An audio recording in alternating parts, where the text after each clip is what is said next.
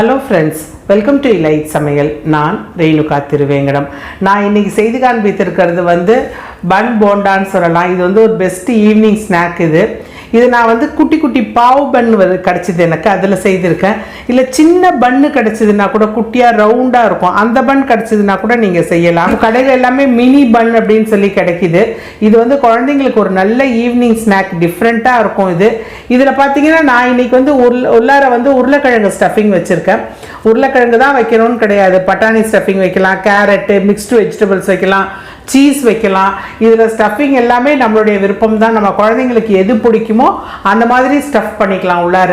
ஆனால் சாப்பிட்றதுக்கு அவ்வளோ நல்லாயிருக்கும். இதில் நம்ம கடைசியாக சேர்க்குற அந்த சாட் மசாலா பவுடர் தான் அந்த சுவையை கொஞ்சம் அதிகமாக நமக்கு இப்படி பண்ணாலும் குழந்தைங்களுக்கு ரொம்ப விரும்பி சாப்பிட்ற ஒரு ஸ்நாக்.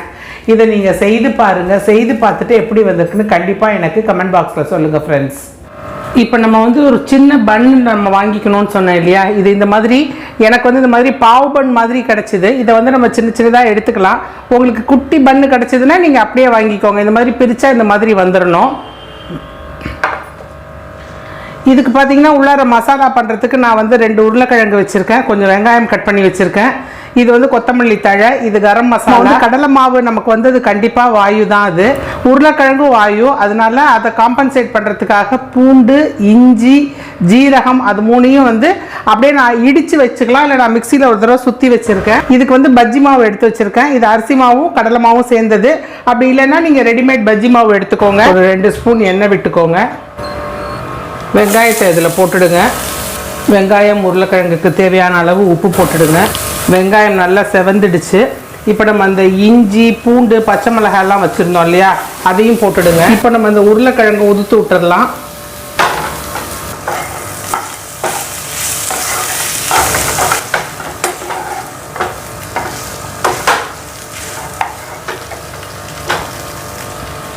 நல்லா வதங்கிடுச்சு. இந்த கரம் மசாலா போட்டுடுங்க.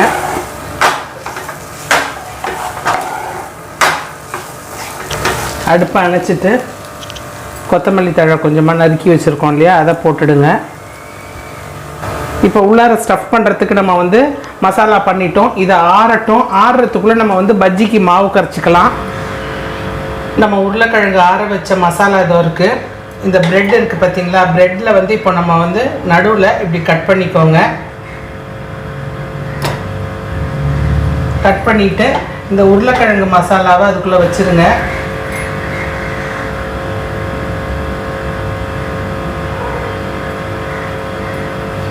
இந்த மாதிரி எல்லாமே பண்ணி எடுத்து வச்சுக்கலாம்.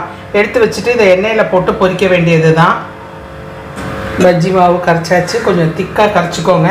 இப்போ எண்ணெய் கொஞ்சம் காயட்டும். பஜ்ஜி மாவு திக்காக இருக்கணும், அப்போ தான் பஜ்ஜி அழகாக வரும்.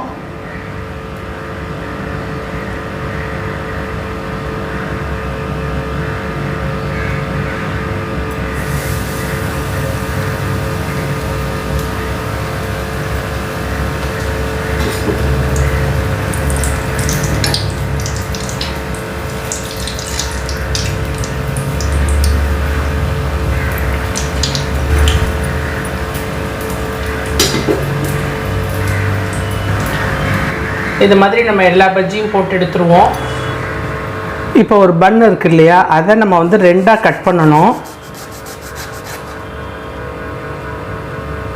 இப்படி 2ஆக கட் பண்ணிவிட்டு சாட் மசாலாவை உள்ளார நல்லா தூவிடுங்க.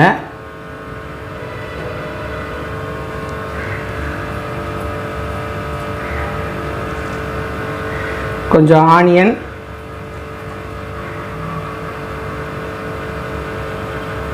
கொத்தமல்லி இந்த மாதிரி வச்சுட்டு, இதுக்கு சாஸோ எதுவுமே வேண்டியதில்லை, இப்படியே சாப்பிட்லாம். இப்படி மேலே வச்சுட்டு திரும்பவும் கொஞ்சம் சாட் மசாலாவை இப்படி போட்டுடுங்க.